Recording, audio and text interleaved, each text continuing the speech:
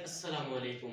तो कल मेरा पहला लेक्चर था यूट्यूब पे जिस पे मैंने आपको बायोलॉजी का इंट्रोडक्शन बताया था कि बायोलॉजी क्या है। बायोलॉजी वर्ड नहीं है, एक टर्मिनोलॉजी है।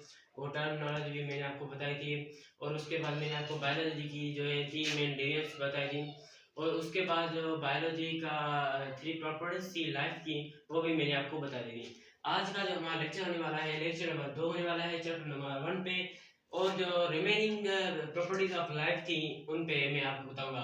तो कल मैंने आपको कुछ बताई थी जैसे कि मेटाबॉलिज्म मैंने आपको बताया था, डाइजेशन और रिस्पिरेशन। उसके बाद है ग्रोथ एंड डेवलपमेंट, ये अलग दो दो है, ठीक है। मैं आपको एक ही साथ समझा देता हूँ। अब हम ग्रोथ किसको कहते हैं? ग्रोथ कहते हैं परमानेंट इंक्रीज इन साइज। क्या? Permanent increase in size, increase in size. मिसाल तौर पे जैसे आप पैदा होते हैं, आप 9 महीनों के होते हैं या 10 महीनों के, फिर आहिस्ता आहिस्ता आप बढ़ जाते हैं, 2 साल 3 साल 4 5 है। ये जो परमानेंट ग्रोथ होती है आपकी ये जिस्म की, ये इसको आप कहते हैं ग्रोथ। और डेवलपमेंट में यही होता है कि जो आपकी स्ट्रक्चर है, स्ट्रक्चर, ठीक है, और आपका लुक है या एक्सटर्नल कोई भी चीज है, जैसे एक्सटर्नल एंड इंटरनल स्ट्रक्चर होगी। स्ट्रक्चर भी दो चीज तरह की होगी, एक्सटर्नल और इंटरनल, ठीक है। मिसाल बाहर से आपका थोड़ा फेस चेंज हो गया है और अंदर से जो है आपका स्टमक पहले छोटा सा था और सिंपली आप एग्जामिन करें कि वो एक स्क्वायर शेप में था, वो होता वो तो अलग शेप में है, लेकिन आप एग्जामिन करें तो वो एक स्क्वायर शेप में था। लेकिन आप जैसे जैसे बढ़ गए वो थोड़ा ट्रायंगल शेप में हो गया, तो इसको बोलते हैं एक्सटर्नल इंटरनल स्ट्रक्चर, ठीक है। तो ग्रोथ और डेवलपमेंट में यही फर्क है कि ये जो है ये परमानेंट ग्रोथ होगी, आपकी साइज की, आपकी बॉडी की होगी। Permanent increase in size of body, किसकी होगी? ऑफ बॉडी, ठीक है। ये भी आपकी बॉडी की होगी, बस में एक ही मेन फर्क है कि ये परमानेंट साइज में इंक्रीजमेंट होगी, इंक्रीजमेंट इन साइज। ये आपको डेवलपमेंट जो है ये आप की जीन से रिलेटेड होती है, जीन या जीन या डीएनए जिसको आप बोलते हैं, ठीक है। इससे रिलेटेड हो, जैसे जिस तरह का जीन होगा, मिसाल तौर आपके वालिद साहब का जीन आप के अंदर मुंतकिल हुआ है और आपके वालिद साहब की जो आंख का कलर था वो ब्राउन था, तो अगर वो डीएनए अगर आपके अंदर आ जाता है तो आपकी जो आंखें होगी उनका कलर भी ब्राउन ही हो जाएगा।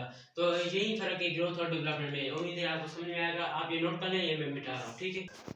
तो गाइस ये जो एक्सक्रीशन आपने पढ़ी, ग्रोथ और डेवलपमेंट में आपको पहले बताया कि ग्रोथ क्या थी, डेवलपमेंट क्या थी। उसके बाद हमारी नेक्स्ट प्रॉपर्टी ऑफ लाइफ है, ये भी एक प्रॉपर्टी ऑफ लाइफ है। क्या है? प्रॉपर्टी ऑफ लाइफ, ठीक है। प्रॉपर्टी ऑफ लाइफ है जिसमें होता क्या है, हम जो खाना खाते हैं उससे जो एनर्जी बनती है वो हम यूज कर लेते हैं, लेकिन उसमें से कुछ जो है खाना जो हमारा वेस्ट मटेरियल होता है उसको रिमूवल, उसके रिमूवल को हमारी बॉडी से removal of waste material, waste material, waste material from body, from the body is called excretion, ठीक है। इसको हम एक्सक्रीशन बोलते हैं। एक्सक्रीशन आपकी होती है through the help of urinary system. It takes place by the help of urinary system, urinary system, ठीक है। यूरिनरी सिस्टम में आपके क्या आ जाते हैं? आपकी किडनी आ जाती है, क्या आ जाती है? किडनी आ जाती है। यूरिनरी ब्लैडर आ जाता है, यूरिनरी ब्लैडर आ जाता है। उसके बाद आपका किडनी और रेक्टम होता है। स्मॉल इंटेस्टाइन और लार्ज इंटेस्टाइन का भी थोड़ा होता है काम इसमें। लार्ज प्लस स्मॉल इंटेस्टाइन भी होती है, ठीक है।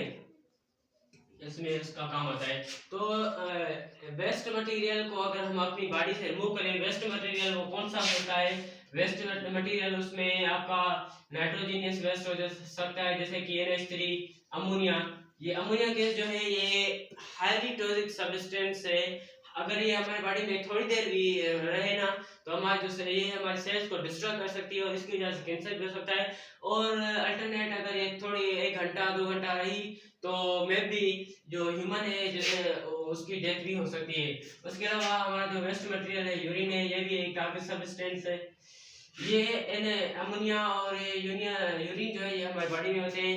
जैसे कॉकरोच हो गया, उनमें यूरिक एसिड भी होता है, ठीक है, तो वो भी हमारा वेस्ट मटेरियल है, यूरिक एसिड। ये तमाम हाईली जो है ना वो टॉक्सिक होते हैं। अगर ये हमारी बॉडी में थोड़ी देर भी रहे ना, तो वो हमारी बॉडी को नुकसान पहुंचा सकते हैं और मे बी डेथ में अक्कर मीन्स डेथ भी हो सकती है उस बच्चे की, उस ह्यूमन की। तो इसलिए इनका रिमूवल होना फ्रॉम द बॉडी जरूरी होता है। ये मैंने लिखा है it takes place by the help of urinary system, ठीक है। ये जो प्रोसेस है रिमूवल ऑफ वेस्ट मटेरियल, जो वेस्ट मटेरियल का रिमूवल है, ये हमारे अंदर बॉडी में एक सिस्टम होता है जिसको हम यूरिनरी सिस्टम बोलते हैं। ये आप क्लास मैट्रिक में एक चैप्टर होगा होमियोस्टेसिस, उसके अंदर पढ़ेंगे, ठीक है। तो उसमें होता क्या है, किडनी, दो पेयर ऑफ किडनी होते हैं, यूरिनरी ब्लैडर होते हैं, यूरेटर्स होते हैं, जिसमें किडनी जो है वो ब्लड को फिल्ट्रेट करती है और फिल्ट्रेट करने के बाद ब्लड को जो है जिसमें ब्लड के साफ करती है। और ब्लड को साफ करने के बाद उसका जो वेस्ट मटेरियल है जो हमारे काम का नहीं होता उसको अलग करके हमारे ब्लड के थ्रू रेक्टम और ये जो है हम जो है बाहर निकाल देते हैं। तो यही था हमारा एक्सक्रीशन। इसके बाद ये आप अपनी नोटबुक पे नोट कर लीजिए, ये मैं बता रहा हूँ, ठीक है। तो गाइस आपने एक्सक्रीशन पढ़ लिया क्या था कि रिमूवल ऑफ वेस्ट मटेरियल जो था उसको हम एक्सक्रीशन बोलते थे, ठीक है। तो रिप्रोडक्शन हमारी जो नेक्स्ट प्रॉपर्टी ऑफ लाइफ है। तो इसमें क्या होता है कि fusion of male and female gametes, ठीक है। इसमें क्या होता है, एक जो मेल गेमेट होता है और जो फीमेल गेमेट होता है उसकी फ्यूजन होती है। मेल गेमेट जो होता है उसको हम स्पर्म बोलते हैं, ठीक है, मेल गेमेट को हम स्पर्म बोलते हैं। और जो फीमेल होता है उसको हम एग बोलते हैं। एग की जो स्ट्रक्चर है वो कुछ ओवल शेप होती है और स्पर्म की स्ट्रक्चर ये होती है, ठीक है। ये उसका हेड होता है, यहाँ पे उसकी हेड होता है, ये उसकी नेक होती है, ठीक है, ये पार्ट उसका नेक होता है। और ये जो बाकी रिमेनिंग पार्ट होता है इसको हम टेल बोलते हैं। ये जब आपस में फ्यूज होते हैं, आपस में मिलते हैं, आपस में बनते हैं आफ्टर द, ये जब मिलते हैं आफ्टर द सेक्सुअल रिप्रोडक्शन, ठीक है, सेक्सुअल रिप्रोडक्शन। सेक्सुअल रिप्रोडक्शन के बाद ये दोनों मिलते हैं स्पर्म और एग, और जब ये मिलते हैं तो ये जाइगोट बनाते हैं, ठीक है। और जाइगोट से एक नए बच्चे की शुरुआत होती है। तो इसको हम बोलते हैं reproduction. Fusion of male gametes मैंने आपको क्या बताया, स्पर्म में होता है, ठीक है। और फीमेल गेमेट्स मैंने आपको क्या बताया, एग होता है, ठीक है। तो इसको हम रिप्रोडक्शन बोलते हैं। अब जब स्पर्म एग के साथ मिलता है तो ये क्या बनाते हैं, जाइगोट एक बड़ा न्यूक्लियस होता है, सेल होता है, एक बड़ा सेल होता है जिससे एक नई बच्चे की शुरुआत होती है। और अगर ये रिप्रोडक्शन दो टाइप्स की होती है, ये आप मैट्रिक में पढ़ेंगे, लेकिन मैं आपको थोड़ा इंट्रो बताता हूँ। एक होता है सेक्सुअल रिप्रोडक्शन, सेक्सुअली, और होता है दूसरा होता है एसेक्सुअली। सेक्सुअली में क्या होता है कि दो पेरेंट्स होते हैं, एक होता है मेल और एक होता है फीमेल। जब ये मिलते हैं और आपस में जो मतलब सेक्सुअल रिप्रोडक्शन करते हैं तो इसको हम क्या बोलते हैं, सेक्सुअल रिप्रोडक्शन। पर अगर जैसे प्लांट है उसमें एक ही मिसाल तौर कार्बन में एक बीज है, ठीक है, एक प्लांट है उसके फूल में ये बीज था, ठीक है। तो ये जो बीज अगर किसी विंड के थ्रू तेज हवा चल रही है, यहाँ पे तेज हवा चली, ठीक है, तो ये जो बीज था इस फ्लावर से नीचे गिरा, यहाँ पे जमीन थी, वो जमीन जो है हाईली एग्रीकल्चरल से न्यूट्रलाइज थी, उसमें बहुत सारे न्यूट्रिएंट्स थे और ऊपर से यहाँ से सूरज से उससे रोशनी भी मिली, ठीक है। और यहाँ पे पानी भी जमीन में होगा H2O, जैसे वो ज़्यादा करेगा यहाँ पे एक नया पौधा बन जाएगा। तो यहाँ पे सिंगल पेरेंट था और यहाँ पे दो पेरेंट्स मिलकर एक बच्चा बना रहे थे। यहाँ पे सिंगल पेरेंट मिलकर ही एक बच्चे को जन्म दे, उसको हम सेक्सुअली बता देते हैं। तो ये दो टाइप्स है और ये रिप्रोडक्शन है। उम्मीद है आपको समझ में आएगी। अगर कोई आपकी कमी बताइए तो वो मुझे बता दिए, मेरे कमेंट में लाजमी बताना। और अगर आपने ये नोट कर लिया है तो मैं इसको मिटा। तो गाइस मैंने आपको रिप्रोडक्शन बताया और उसके दो टाइप्स बताया, सेक्सुअल और असेक्सुअल रिप्रोडक्शन, ठीक है। वो कैसे होता है, रिप्रोडक्शन क्या थी वो मैंने आपको बता दी, ठीक है।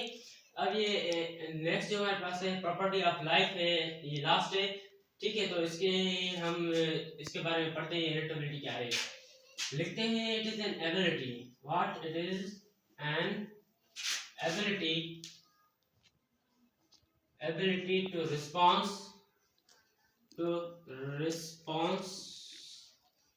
any stimulus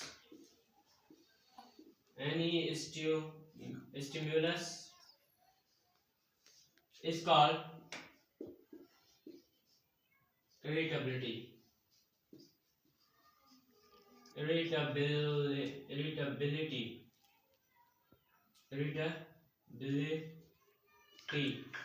ठीक है। It is an ability to response any stimulus. अब स्टिमुलस क्या होता है, any change in the body, any change in environment, any change in environment, ठीक है। वो एनवायरनमेंट या तो एक्सटर्नल हो सकता है या तो इंटरनल हो सकता है, ठीक है। अब इंटरनल कैसे, मिसाल तौर पे आपके किडनी में जो है वो एक स्टोन, किडनी स्टोन हुआ है, ठीक है। तो ये इंटरनल एनवायरनमेंट में चेंज आई है, इसको भी स्टिमुलस बोलते हैं, ठीक है। और अगर आप कहीं जा रहे हो और आपके जो है पाँव में जो एक बहुत सारे कील होते हैं वो चुभ गई है, तो ये जो है एक्सटर्नल जो है स्टिमुलस होता है, ठीक है। एक्सटर्नल स्टिमुलस और इंटरनल स्टिमुलस। तो अगर आप उसको रिस्पॉन्स करते हैं, जैसे आपके पाँव में दर्द होगा तो आपको फौरन रिस्पॉन्स, आपका ब्रेन के पास ये मैसेज आएगा और आप तुरंत ही उसको रिस्पॉन्स दोगे और आप पैर जो आपका पाँव होगा वहां से हटा लोगे, ठीक है। तो इसको बोलते हैं इरिटेबिलिटी। रिस्पॉन्स के हम डेफिनेशन क्या लिख सकते हैं, इधर ऐसे लिख सकते हैं कि any change due to stimuli, any change due to stimuli, any change due to stimuli, ठीक है। आपके अंदर जो है कोई चेंज आई है, आप उसको तुरंत ही रिस्पॉन्ड करोगे, ठीक है। ये जो तुरंत ही रिस्पॉन्स करोगे आप विद द हेल्प ऑफ अपने, या तो आप बाजुओं को हिलाओगे या पाँव को हिलाओगे। तो ये अपनी जो ऑर्गन्स को मूव करने की प्रोसेस होता है, या एबिलिटी ऑर्गन को जब हम मूव कराते हैं तो इस चीज को हम बोलते हैं मूवमेंट, ठीक है। मूवमेंट एक लफ्ज होता है मूवमेंट और दूसरा होता है लोकोमोशन, ठीक है। मूवमेंट में हम अपने बाजू को, आर्म को, लेग को अगर एक जगह पर खड़े होकर जो ही ऐसे ऐसे हिला रहे हैं तो इसको हम मूवमेंट बोलते हैं, ठीक है। इसमें हम आगे मूव करते हैं। लेकिन जो लोकोमोशन होता है, एक दूसरा लफ्ज होता है लोकोमोशन। क्या होता है, लोकोमोशन। उसमें आप from one place to another place move करते हो, from one place to another place move करते हो, ठीक है। आप एक जगह से दूसरी जगह, जैसे मैं यहाँ खड़ा हूँ और मैं चल के यहाँ तक आया, तो इसको भी आप क्या कहेंगे, ये होगा लोकोमोशन।